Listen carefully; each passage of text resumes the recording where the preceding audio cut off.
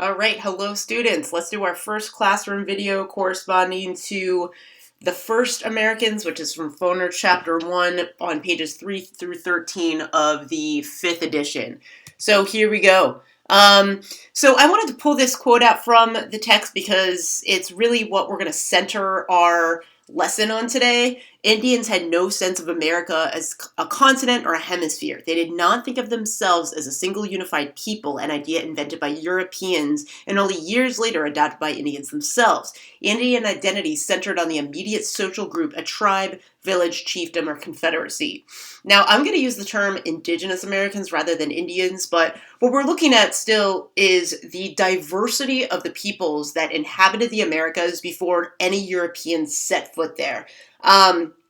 Whereas, in general, European explorers, when they reached this land, thought of the indigenous peoples they encountered as more of a monolithic people, meaning they sort of summed them up all in one group, which vastly undermines the kind of complex societies that existed there. So let's first talk about the Bering land bridge theory. So the idea that between 15 and 60,000 years ago, the Bering Strait, the land between Asia and Alaska, actually froze over, which allowed migrants to actually cross in search of food.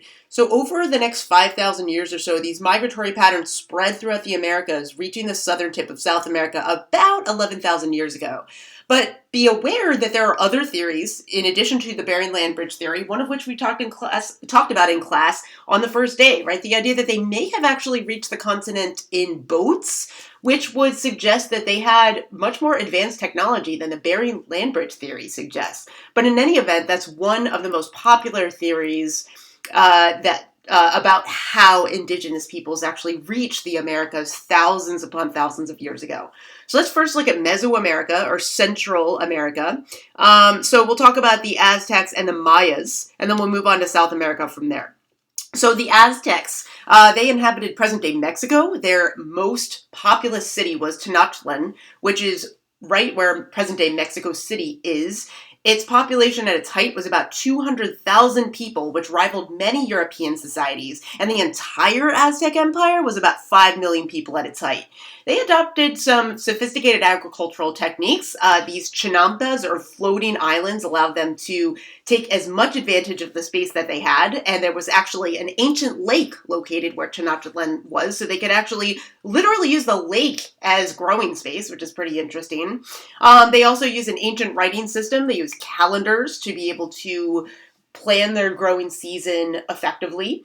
And one of the more controversial parts of the Aztec society was their religion. One of the reasons why Europeans in general would argue that they were savage, inferior, was that the Aztec religion shows evidence that they conducted human sacrifice as a way to give back to their god. The theory was that the sun would not rise the next day if blood was not spilled from their empire. And this actually shows that right there.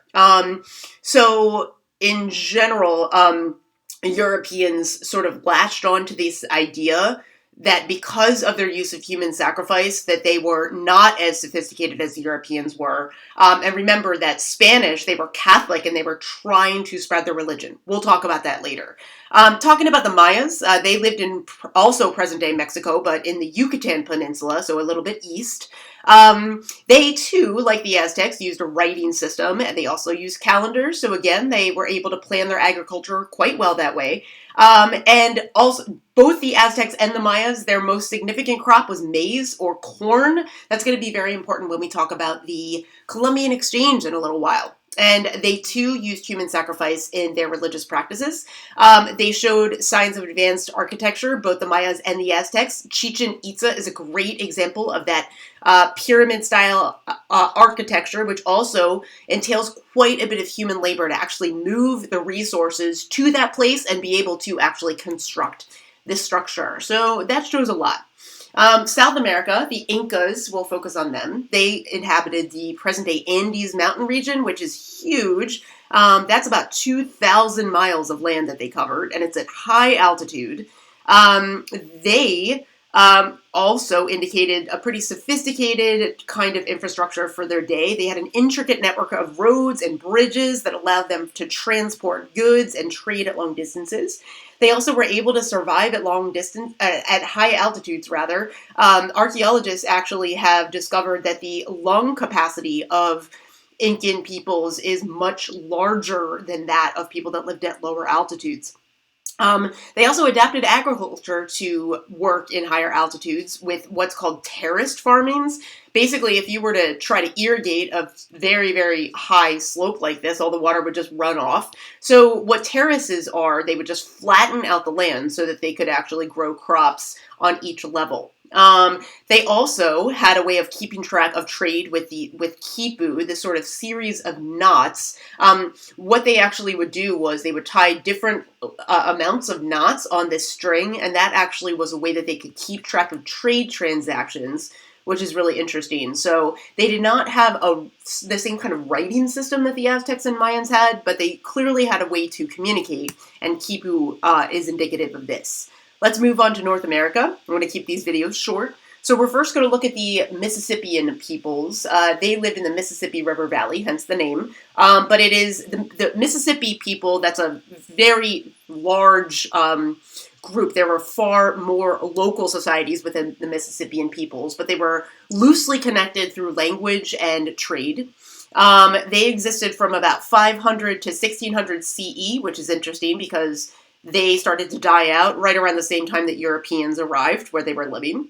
They were also called the mound builders, and they were called that because where they used to live, there were earthen burial mounds found within their civilization, and some of them were really impressive in size and required a great deal of manpower in addition to design. So this is Monk's Mound at Cahokia, so you can see how tall it is, and I mean, look at these trees. This thing is actually huge.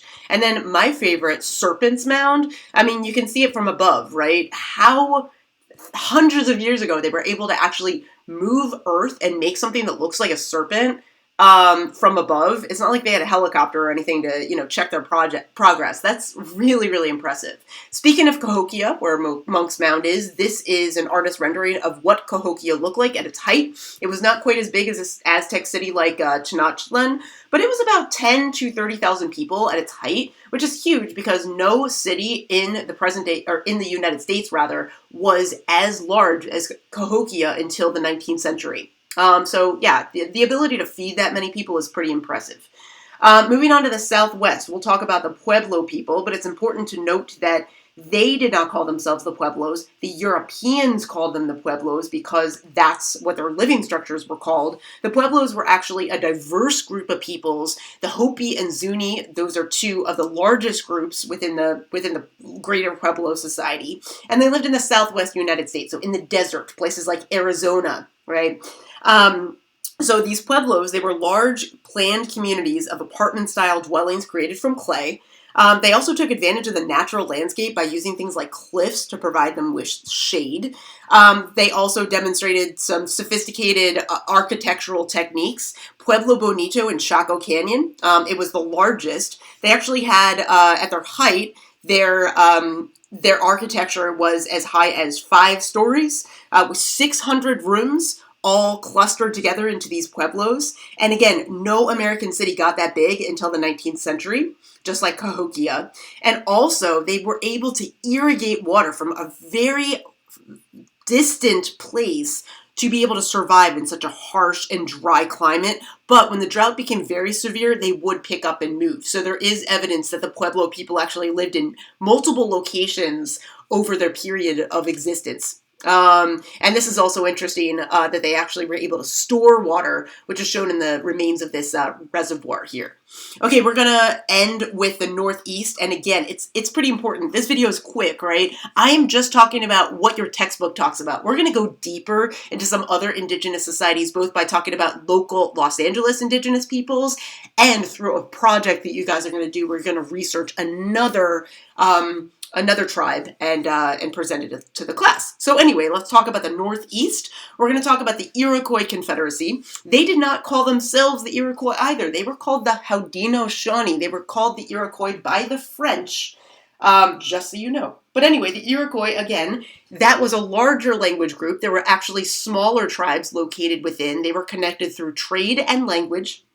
And eventually they formed a political alliance. They sometimes had local squabbles, but around 1450, because the Iroquois people at large were also struggling with a completely different nation, the Algonquin, who lived farther east along the east coast of the present-day United States, in order to try to defend themselves.